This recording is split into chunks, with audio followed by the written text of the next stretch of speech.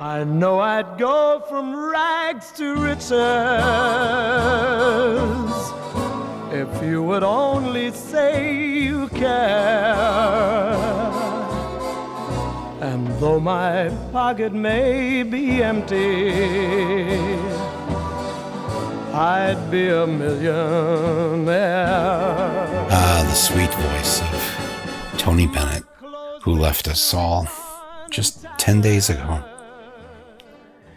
I want to talk about that a little bit and my friendship with him over the years.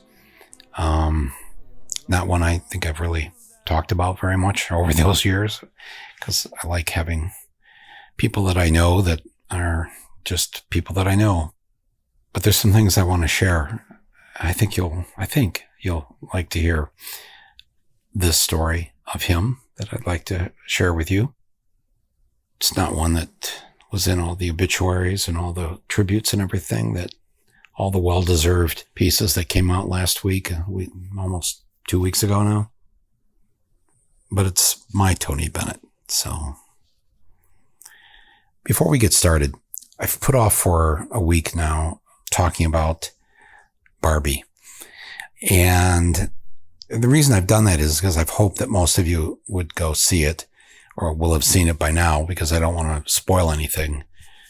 Because as great as I assumed it would be, because of the incredible Greta Gerwig, its co-writer and director, the woman who gave us Lady Bird, an actor who has been in so many great indie films over the years. But this blew me away. As high as my expectations were, as much as I knew, and knowing Greta just a little bit, I knew it would be great. It not only was great, it's one of those rare pieces of art that takes place, and sometimes in any of our lives, you encounter this once, twice, maybe a third time, I don't know. But it's a piece of art that creates a seismic shift. And in this case, a film that she makes last year, that when she was on set and filming it, and the Supreme Court declares women, once again, second-class citizens, legally removes their bodily autonomy. And I've not spoken to Greta about this. Maybe I'll have her on the podcast here in the coming weeks or months. There's a lot I'd like to talk to her about, because this movie, let me say right from the beginning, you are laughing from the first minute of the film, where you've probably seen the clip of doing a parody of the opening of 2001, where the monkeys and the apes are learning how to use a weapon with the bones from the carcasses of what they've killed for dinner. And in this case, instead of the monolith, it's Barbie appears. This is the very, very beginning of the film. I'm not giving anything away. And it's a very large, tall Barbie, and all these little girls are playing with their dolls, what looks like to be on the set of the beginning of 2001. And once they encounter Barbie, the monolith Barbie, they start bashing their dolls in. They start picking up their dolls, breaking them on rocks, decapitating them, and then throwing it up in the air like the bone that transitions 2001 at the beginning of that great movie. Anyways, I'm not going to get into any more of this today with Barbie. I am going to write something, I think, this week on my Substack, and maybe I'll come back and do a podcast in the next week or two, because I really, really want to talk to you about this film, but I want you to see it first. So if you've thought about not seeing it because you think it's a Barbie movie, because, of course, why would you go to a Barbie movie? You have to see this film. It is the best film I've seen this year. It may be the best film I've seen in the last 5 years. Maybe.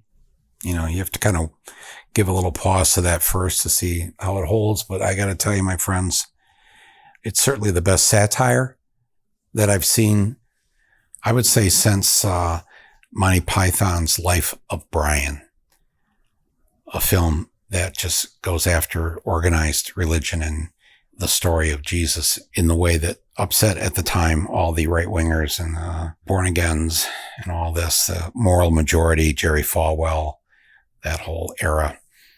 It was a brave and courageous film, Life of Brian.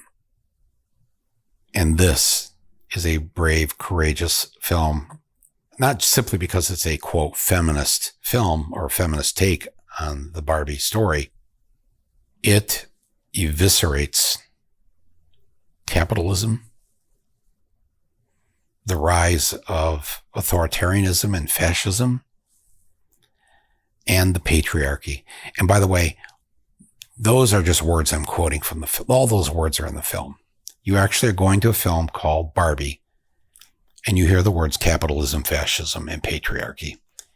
And it goes after Mattel, the makers of Barbie, the owners of Barbie, in a vicious way, but not a mean way, because again, this film really is a comedy. It's a satire.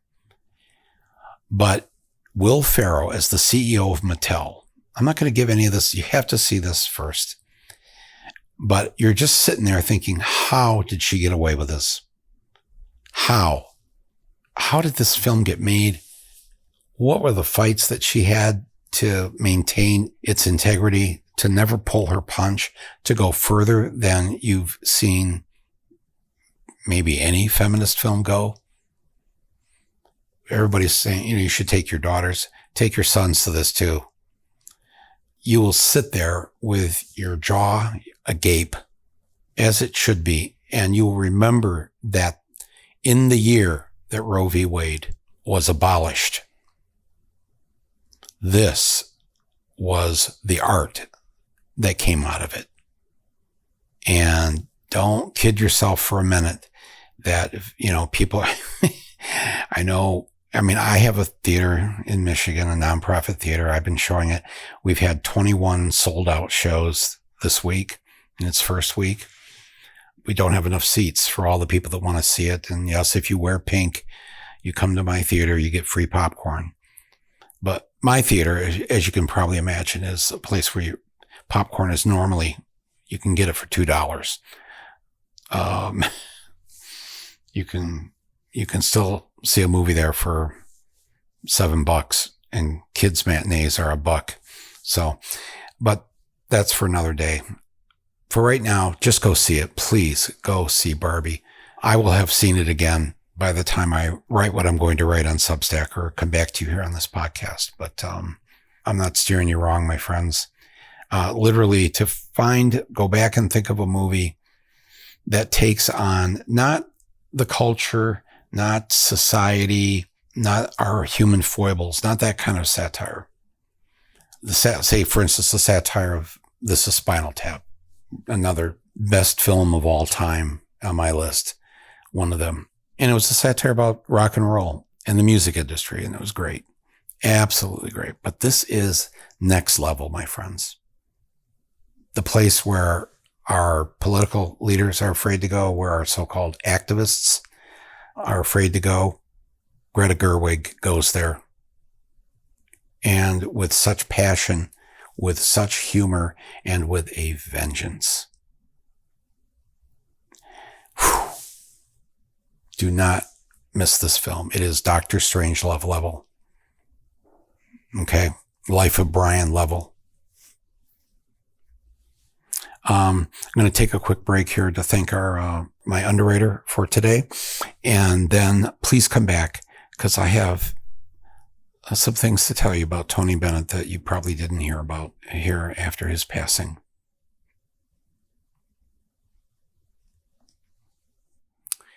And this particular episode of Rumble with Michael Moore is brought to you by BetterHelp. Sometimes in life, when we find ourselves at a crossroads with a tough choice ahead, we freeze, we get stuck. Talking to a therapist can help you sort through the paths that lie ahead and find the right way forward for you. So if you're thinking of starting therapy, check out BetterHelp. It's entirely online and it's flexible to fit into your schedule. It's so convenient. Just fill out a brief questionnaire to get matched with a licensed therapist, and you can switch therapists anytime for no additional charge. Let therapy be your map, my friends, with BetterHelp. Visit betterhelp.com/rumble to get 10% off your first month. That's BetterHelp, HELP.com/rumble. And thank you to the people at BetterHelp for supporting this podcast and supporting my voice. I left my heart in San Francisco. Tony Bennett, my friends. I knew that he, I don't want to say had been fading, because that remarkable Radio City Music Hall concert that he did with Lady Gaga, what was that, just not even 2 years ago? He was already deep into Alzheimer's. It was just some kind of miracle. I don't know how else to describe it.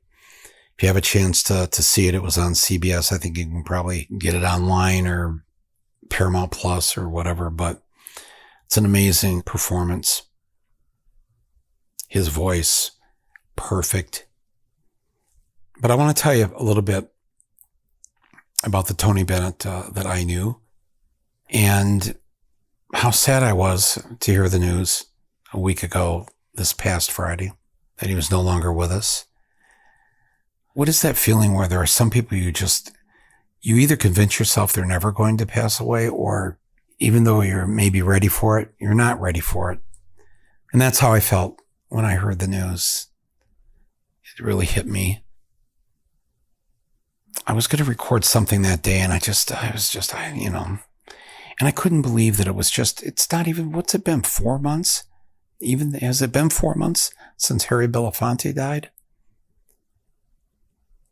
Same age, both died at 96 years old, both born, I think, 1926, months apart from each other, and they died months apart from each other. And I considered Harry a friend and a mentor when he didn't even know he was a mentor of mine. And now Tony. I first met Tony Bennett. I was new in New York after my first film. And I had finally gotten an agent for my movies to help me get the next movie made. His name was Sam Cohn, very well known in the film community and the Broadway community, one of the elder statesmen of agents. And he had called me one day, and I didn't have an agent and I wasn't looking for an agent. And he said he wanted to be my agent. And so he took me to the Russian Tea Room on West 57th Street. Now, I know you're pausing for a moment to imagine me sitting in a place called the Russian Tea Room. Yes, but there I was, and he had his table. It was the first table as you came in, and you looked to the right, and there was Sam Cohn, usually, I think most days, for lunch. And so we were sitting there talking, and I look up. I'm facing the door, and I see behind Sam, Tony Bennett come in the restaurant. And Tony looks over and he sees me. We'd never met before, obviously. I'm just a year out of Flint, Michigan. And he makes a beeline to the table, right at me, comes right up to me. I don't think he sees Sam sitting there because he can just see the back of Sam's head.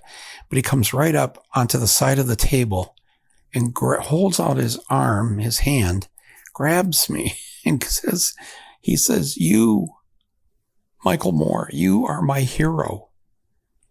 And I'm just so stunned, first of all, because, this first of all, is my dad's favorite singer. Probably my dad's favorite song, "I Left My Heart in San Francisco." He was of my parents' generation. But of course, I knew about all the good that Tony Bennett had done over the years, all the things he stood for. And so here he is grabbing my my hand, my arm, my shoulder, and saying, and of course, I'm such a cynic when it comes to myself. And my first thought is, how could I be your hero? I've made one movie. And, I just was speechless. And he starts telling me his favorite scenes in Roger and Me. He can't believe that he's getting to meet me. This is like crazy, right? And I'm like, no. And that's when I think was my cue. And I said, I think, Mr. Bennett, call me Tony. Okay, Tony, you've got this turned around. It's I who cannot believe I'm getting to meet you. And when I call my father after this lunch, he isn't going to believe it either. So he talked some more about what was going on this was 1989, 1990. What was going on politically. We were still in the Reagan-Bush years, and he was always a very, very politically astute person, always involved himself in good causes and good things. And it's like Sam sitting there, and he hasn't even looked down at Sam yet. And I said, Mr. Cohen or Sam Cohen? Sam! This guy, of course, I would see this for the next 33 years of his life. What a kind, open, gentle, warm soul that he was. And it wasn't a surprise that the public saw him that way too, because he actually was that way. But everyone in his life that got to experience Tony Bennett. And, he was meeting people there and just thanked me again and again. And I said the same to him. And he wanted to make sure that we, exchanged a way to, reach each other if we needed to. And then that was it. And I couldn't believe it. And I said to Sam, did that just happen? He's like, yes. He says, a lot of people did like your movie. I said, no, I know that. I'm very grateful. And, but I would get that kind of reaction from, most people that I would run into that are from the working class or grew up working class. And Sam said, well, he's from Queens. Do you know what that means? I said, well, I know that, Queens is, I guess, where Archie Bunker, where All in the Family was set. He goes, yeah, okay. Yes, there's that Queens. But it's the working class part of New York. And that's how he grew up. And he never forgot that. And that's who you just met. The same Tony Benedetto from Queens. Grew up in Astoria, Queens. And that's who I got to meet. And the next time I met him was my daughter's band concert in grade school. Here I am at this band concert for my fifth grader, and there's Tony Bennett sitting in the whatever it was, was it a gym? No, it wasn't. Was it a cafeteria? I don't know. It was some cleared out space at the school with folding chairs. And I'm looking over, and there he is. And then he spots me, and I nod. We both nod. And then afterwards, he comes up to me, and me to him, and I don't, I'm afraid to say anything because I don't, he's at that point. Let's see what year. He was well into his 60s, if not maybe close to 70. I can't remember now, but I'm just thinking that, okay, he's got a kid here, and he's an older man, and maybe he had kids later in life. Nothing wrong with that. I said, so did you have a son or daughter here in the band? He goes, yeah, my grandchild here is in the band.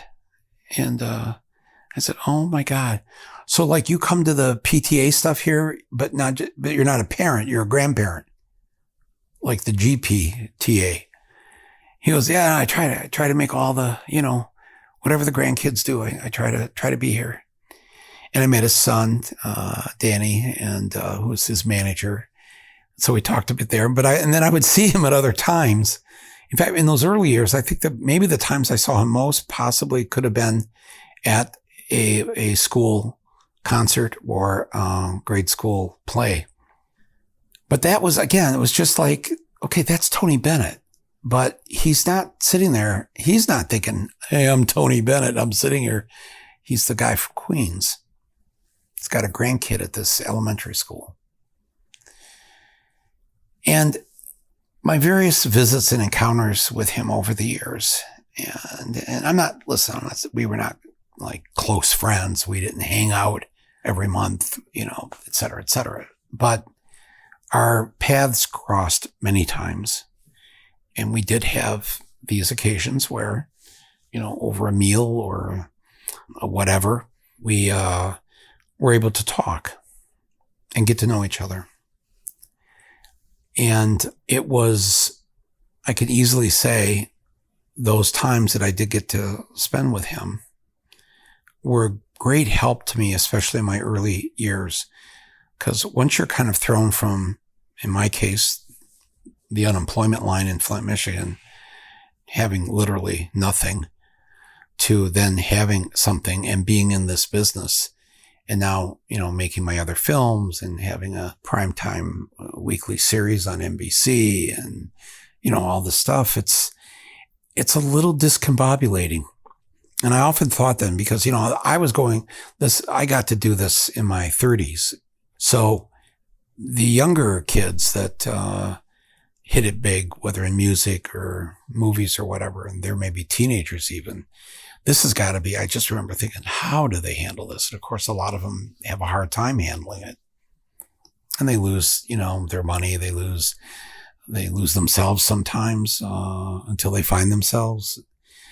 By the time I was, though, in my 30s, and I have my first film out at the age of 34 or whatever, I'm kind of a fully formed adult at that point, and I've already been through the usual ups and downs that you have in your teen years and your 20s and whatever. Having these chances to sit and talk with Tony was a real gift. I got to hear his life story. I got to hear about his ups and downs. I got to share my feelings with what I should or should not be doing with my life, with my own art, so to speak. And the little bits that he would offer, I would go home and I'd write them down. It was, I can't ever forget what he just told me.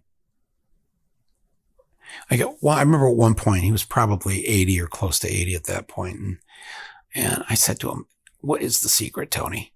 Just tell me. If you don't want me to tell anybody else, I won't. Just what is the secret to how you are 80 years old and you're still on tour? You still have this great voice. What do I have to do to get there? And he said, well, I get asked this a lot. Yes. And, in my home here, probably may have noticed, I don't have a lot of nostalgia.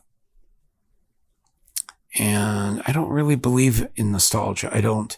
Yeah, and he was right. And he had pictures of his wife and his children and grandkids and, the usual stuff people would have. He didn't have the 20 Grammy Awards on the mantle. He didn't have stuff from the past. I think is the best way to put it. And he said, that's on purpose. I don't have like a scrapbook here sitting on the coffee table where I sit there and look at myself 30, 40, 50, 60 years ago. And I made a decision that I would live in the present and not the past. I made that decision many years ago that I think about today, or I think about the future. I do think about the future, a lot about the future. But I don't dwell on the past. And I know, for sentimental reasons, I know why people do, and it's beautiful. And I do have some of that, obviously, but I think I've made it this far because I'm looking ahead, or I'm looking at today, but I'm not stuck on today. and I'm not dwelling about what I didn't like or whatever about today. I'm already into tomorrow. He says, try that. Because he says it's really worked for me. And so I did. I changed things around in my office, in my apartment.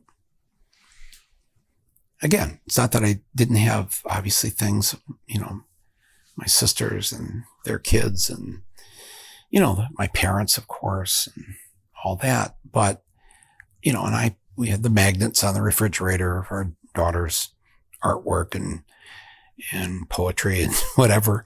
Yes, all of that. But I made a decision, first of all, to not have the Oscar on the mantle. And actually, I didn't give it away, but I got a theater reopened in the town I was living in Michigan. We actually rebuilt it. Then we built a second one out of an old building from the 1940s. So we had 2 nonprofit movie theaters in this Michigan town that had no movie theater within its city limits. And so I said to the people I had running it, I want you to keep my Oscar here. Just keep it in the office of the theater of the film festival that we set up. And every now and then we'll put it out and we'll let people stamp a picture of themselves holding an Oscar like they were just presented with an Oscar. And maybe during the Oscar month every year, we can put it in a case there and people can see live and in person an Oscar, which is something you don't normally see. You don't get to raise the Stanley Cup. Most of us in your lifetime, right? You're not wearing an Olympic medal. Nobody's presenting me with a Nobel Prize or you. So, and I like that idea. I like the idea of sharing it. I like the idea. I've always thought too, like if that ever happens again, getting another Oscar, I'm going to set it up so that the crew, everybody who had, the key roles on the film, will share the Oscar. And maybe if there's 12 of us that make this film, each of us get a month with the Oscar on our mantle, something like that. Or let your parents have it for the month or whatever. But I just started thinking about this stuff as like this, of course, this is stuff I don't care about. This is not why I'm making these movies anyways. And I want to think about the next movie. I'm already thinking about the next movie when I'm making the movie I'm making. If you're thinking about tomorrow, you've got to think about those things. But he was that person. He was always political in that sense. He always, as a good American, he was very proud of the fact that he was an American citizen. And he always showed up. He was there for civil rights, Martin Luther King. He was there and has been there for progressive candidates. He's taken stands over the years that I think were very brave. He recovered from his own drug and alcohol addiction and then realized after thinking about it that the way to control, handle, and deal with our drug problem as a society is it's not a legal problem. It's a mental problem. It's a medical problem. And we need to treat it like that. And he favored the legalization of drugs. One of the first people I ever heard suggest that. It's still shocking to hear, people say, and he wasn't just talking about cannabis. I mean, he realized that there are people who can drink and get high and whatever, and it not affect their daily life. And there are people that can't do that. And we've got to not criminalize this. Very, very early supporter of this. I don't know if I ever heard him refer to himself. I think I read it somewhere as a pacifist, but he was against war. This is a man who received the Bronze Star during World War II. Okay. And was in the the army unit that liberated one of the camps, the concentration camps at Dachau in Germany. And I asked him about that at one point over the years. What was that like? What did that do to you? To see that, to physically see it, smell it, be there, to witness this grotesque crime against humanity, but you're actually there with the deceased, the victims of this. And he said, well, it's affected me the rest of my life. It affected me in that moment. And it changed me. And I said, into what? Well, I'm a veteran of World War II, and I'm against war. I'm for peace. I was against Vietnam. I'm against all these wars. And it was so, I'm thinking, this is of my dad's generation. My dad, who had a similar path in the sense of he was in the South Pacific in the Marines, and from Vietnam on, that's all I heard from my dad. It was against war, and it was against any president that would take us to war. And here's Tony Bennett saying the same thing to me. And himself being a personal witness to history. And it sounds like such a cliche to put it that way, because what he saw was this horror. The horror. And again, he doesn't think about the pain. He's not thinking about it every day. Whatever it did to him in 1945, that made that part of Tony Bennett for the rest of his life. He was there. He showed up when people needed help. He showed up when we had to fight against our own particular forms of right-wingism and fascism. He showed up. And again, never thinking about his, quote, career. And amazingly, because he was so beloved by the people of this country, by all kinds of people, I'm certain by many Republicans, and they didn't desert him and they didn't attack him, and they loved his music, and I guess that's good enough. And that was that. And he remained one of the most beloved Americans of my lifetime. One day he says to me, I have a connection to Detroit. I said, really? I said, well, we were talking about, because, even though he doesn't want to live in the past, I'm always asking him about things that happened in the 40s and 50s and 60s and whatever. And because he was very involved with in supporting civil rights, he told me how he'd gotten a call one day from Harry Belafonte. It was right after the first Sunday of the Selma March, where they had to stop the march. They couldn't even get really to the bridge because the sheriff and the cops and the dogs, everything were brought out. And it's the day they beat John Lewis and beat a lot of people, sicked the dogs on them. And so they tried 2 more times to do the march in that month in 1965. And finally on the 3rd, they were going to do the 3rd time, and they were going to try to get thousands to do the march. Maybe if they were lucky, 1,000, maybe 5,000. Martin Luther King put out the call.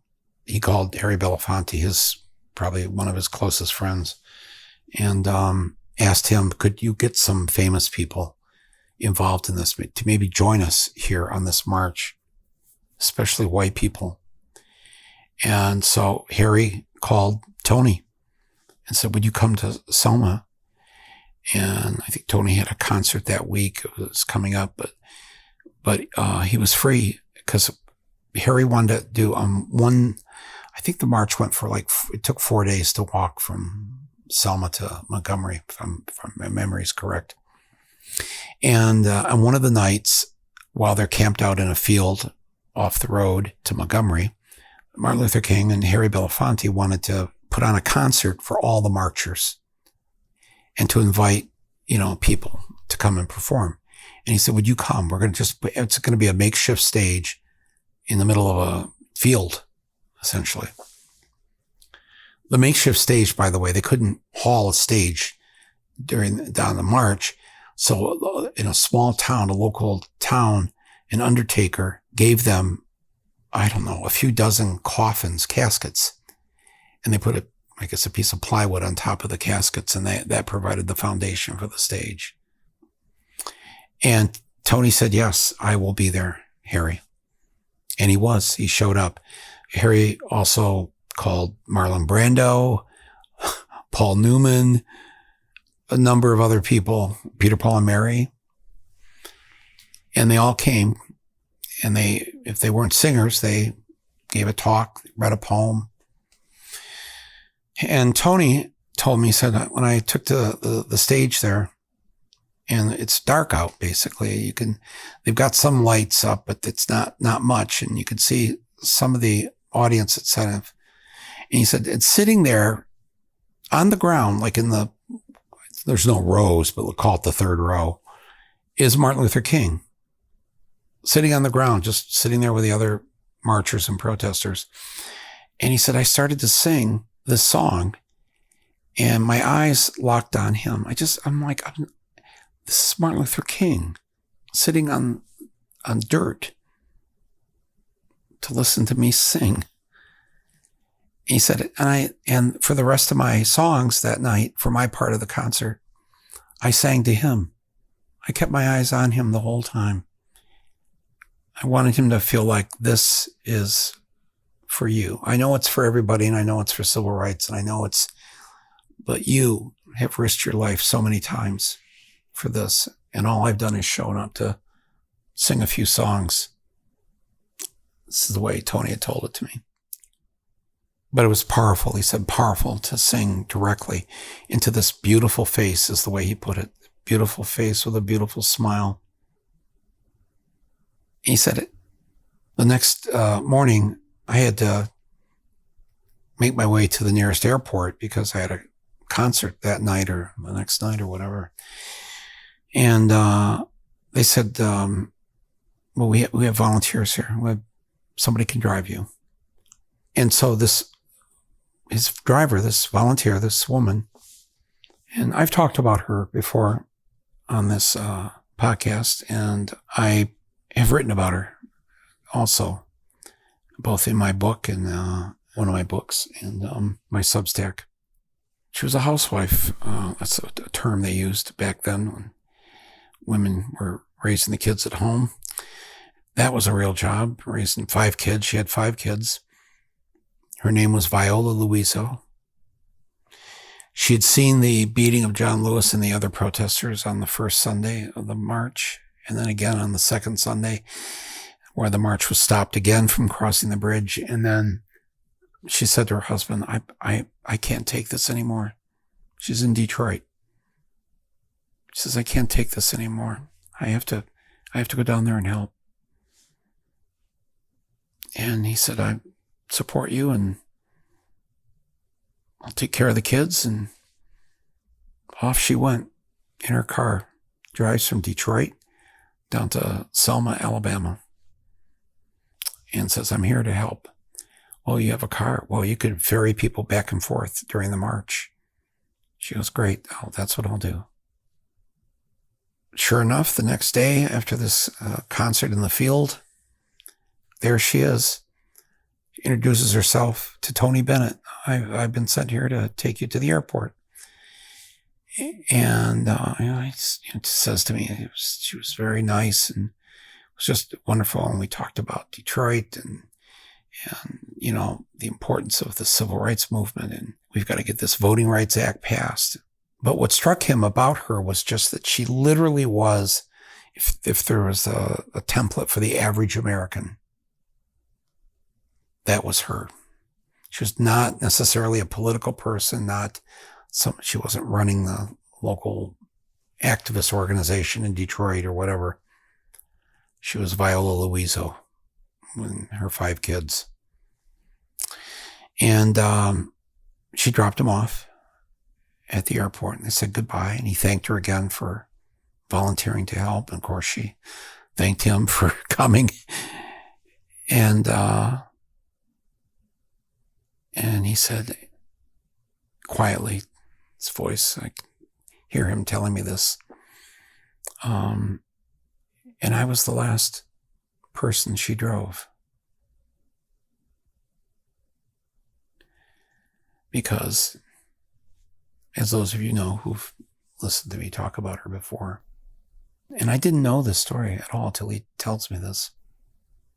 That night, she was taking a black man, one of the people involved in the march, back to Selma, and a car full of white people, white guys, Klan members, Klan types. The car passes them, and they see a white woman driving a black man. The black man sitting up front with her. And they pull a U-turn, and they speed up, and they come up, and they're following her very close. And they ram her car from the back end. And then they pull up alongside her and pull out their guns and fire numerous bullets into the car and into her passenger. And she died. She was killed instantly. He was not killed. He was, I believe, wounded. And when they got out of the car to check to make sure she was dead, he knew to play dead.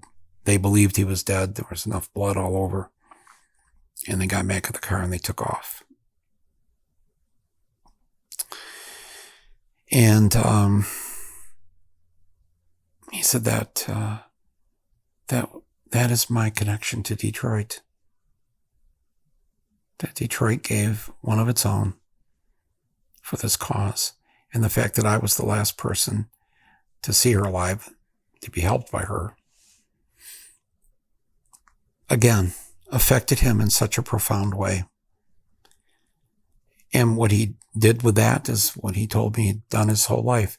These moments would happen, these things would take place, and he would own it, embrace it, make it part of himself, and not look back, move forward.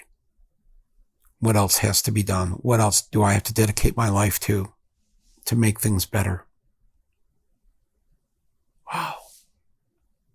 And I'm learning of this the first time I know this particular story of who was the last person alive to be ferried by Viola Luiso in her car from Detroit. And it was Tony Bennett. I could see what made up who he was. Obviously, I don't know the early years. I'm too young for that. But from Dachau to Selma to everything else he was involved in, and all the little tidbits and the little things that he would share with me. And then I finally got a chance. He was on tour performing, I believe it was at Interlochen there in Michigan. And I got a chance to take my dad to go see him and to meet him backstage afterwards. Oh my God, you're the father of Michael Boyd. It's like hugging my dad. And it was a beautiful moment. And of course, my mom loved him too. She was there. But he remembered that I had told him this stuff about my dad and the war and everything. And it was, oh, geez, I can just sit here now and see the two of them like that. And Tony was very loving and generous to my father that night. And my dad beamed about this for weeks, months to come, and would still bring it up. My dad passed away when he was just about 93. And he lived with that moment. That's for certain. Yeah. I ran into Danny, Tony's son. It was the 30th anniversary at the Beacon Theater in New York of the movie This Is Spinal Tap. And Rob Reiner was there, and the band, they all got back together. They showed the movie, then they played, and it was a great night. And Danny Bennett was there, and he came up to me and he said, it's not really a public yet, but my father is starting to, I forget if he called it dementia then, or I don't know if I don't think the Alzheimer's was officially Alzheimer's probably till a couple of years later, but he said, but he knows who we are, and it's things are starting to fade, and I know he'd love to see you. He'll recognize you. He'll know you. You should come by. And, I kept kind of making a plan to do that. And I ran into Danny again, maybe a year later. And I've been meaning to get over there. And I've been back in Michigan though, and this and that and whatever. And then I made like 3 movies back to back to back there in 15, 16, and 17, Where to Invade Next, and Trump Land, and Fahrenheit 11/9. And so, so I was gone a lot, and you know how life gets, right? I mean, it's not really an excuse, but I just kept, kept making a point, I got to get over there and see him. And then COVID hit. And now, he wasn't really seeing anybody outside of his family and a few good friends, especially at the beginning. And neither was I. I mean, none of us were, right? If you remember, everybody was in kind of their own lockdown. And the sad part of it is I had a chance to go to that concert at Radio City 2 years ago. And I asked my doctor, because, I was following all his rules so that I wouldn't get COVID. What do you think about going to Radio City? He says, with 6,000 other people? I said, yeah. He goes, I don't think so. I'm like, oh, well, I know he's right because, because. So I didn't go. And, but I did see him one last time.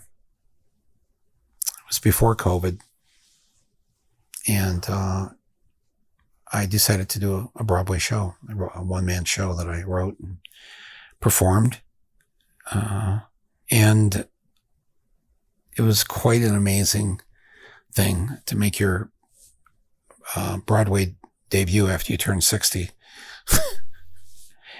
And it was, really well received, certainly by the audiences that came there. It was a limited, play. I had the place, the Broadway theater there for 12 weeks, and great reviews except for one, which I still haven't read. That's another thing Tony Bennett would tell you. Don't read the reviews. That is great advice. Never. And the thing is, you don't want to read them whether they're even when they're good, because if you start believing the good, then you can't just all of a sudden when the same critic writes a bad review, you can't. Oh, that guy sucks. No, it's you either you believe that critic or you don't. And I found it best to just the critics have their job and let them do it. I've been very blessed by them, believe me, over the years. I'm not complaining. But, so there's opening night at the Belasco Theater on West 44th, just east of Broadway. Big, beautiful, one of the oldest Broadway theaters in existence now. And, so I got all the first night, opening night jitters, and, backstage getting ready to go out. I'm standing behind the curtain. We have this whole, at that time, Trumpian opening. I should say Trumpian style, if there is such a thing as that, but funny. And it's my cue. The curtain's open. I walk out. People applaud. The place is full. There's not an empty seat. I'm overwhelmed by it all.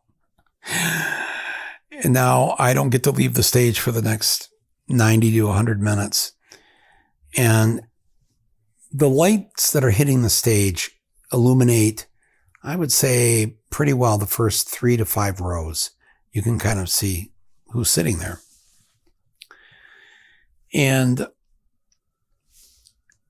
I'm like, all of a sudden, I I can't do a split eye, like my right eye going one way and the left eye going the other. But let me just tell you what I'm witnessing. I'm standing there at the front of the stage, and I look to my right, and sitting on the aisle in the third row on the aisle is Harry Belafonte.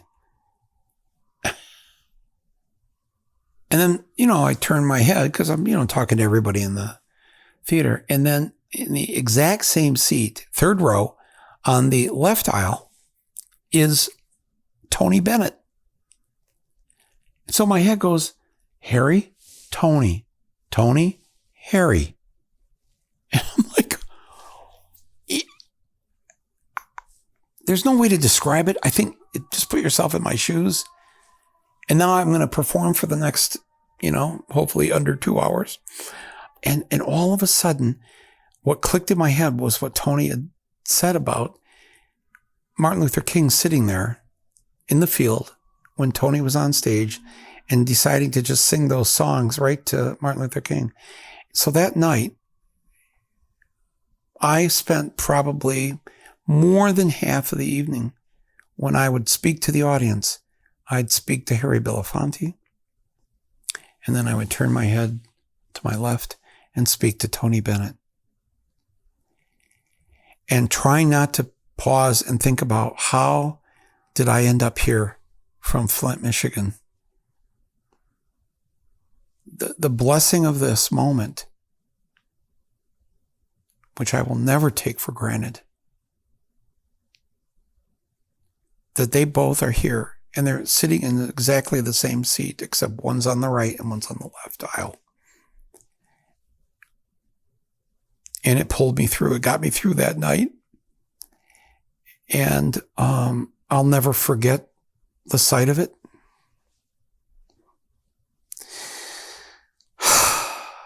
I mean, Tony obviously already is in, he's at a place where the fading, as I call it, starts. Yet he would last and be with us for a number of years after that, as would Harry.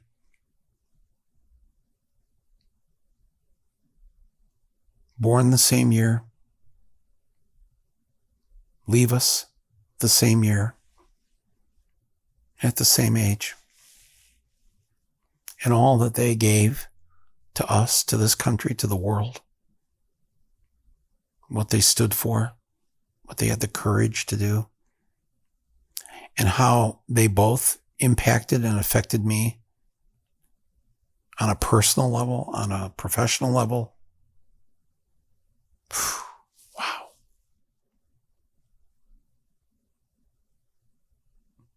And all I can think of as I'm telling you this story is to remind myself of the work that still has to be done and what I have to do, and to do it in honor of people like them. But obviously, of course, do it because so many millions of people still suffering from the inequality and the inequities of this society. Still the hate and the violence and the bigotry and all of this that all of us have to be concerned about and do something about it. And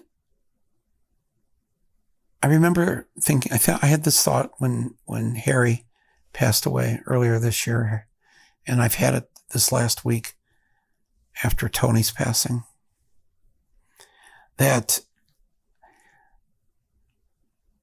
they're still alive. They are alive. Harry's alive. Tony's alive. I mean, not in the sense that maybe the dictionary would define alive. They have passed on. Yet they are alive. They're alive because of all the good that they did lives on. The things that have gotten a bit better have happened, in part because of what they and millions of others did So they're not the only ones who are still alive. Anybody who's picked up a picket sign, who's shown up to vote for Shirley Chisholm, anybody who has spoken to a coworker about, something about that isn't just right. Something about this is unfair. Anybody who's done anything other than sit on the couch and who are no longer with us, they are all alive. And that's what I've been thinking about this last week. Tony Bennett is still alive. Yes, his music will always be with us. Yes, the memories of him in concert or on TV or his duets with Lady Gaga and all the other people he did those duet albums with. All of that, yes, of course, lives and will live on. But it is who they were as human beings and how they acted as citizens of a not yet fully formed democracy. And because that work continues, they continue. Because they did the work, they live, and they live on. They don't continue to live if we don't continue that work.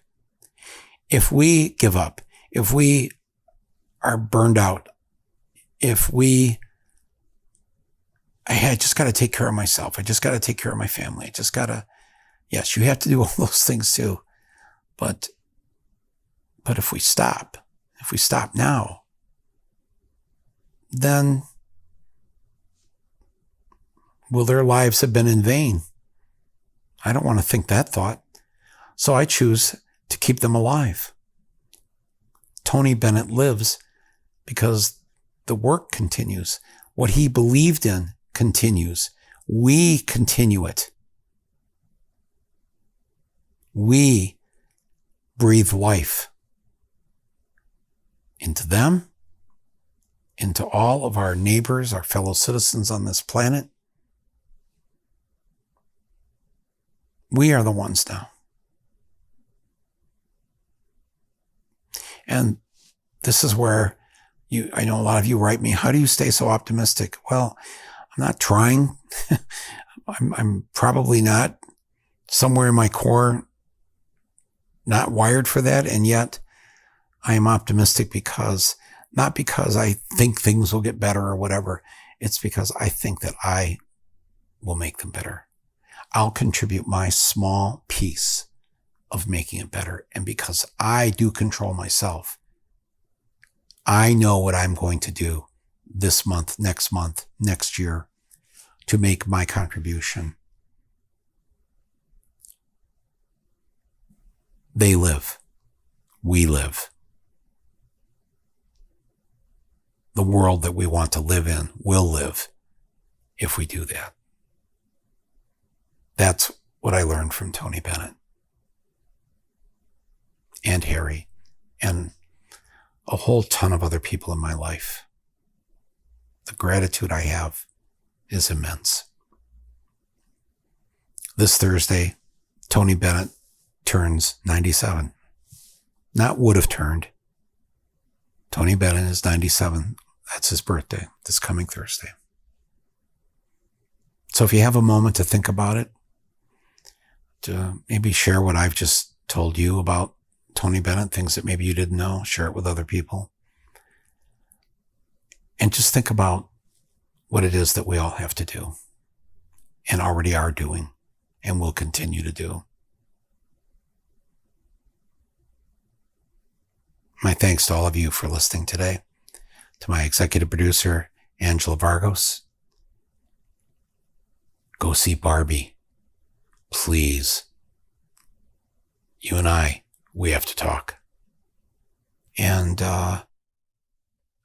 Tony, I know you left your heart in San Francisco, but the truth is, you left it with all of us. And that heart will keep beating because we're going to keep going. Following your example, doing the work that needs to be done. Goodbye, Tony. We love you. If you smile through your fears and sorrow, smile and maybe tomorrow you'll see the sun come shining through for you.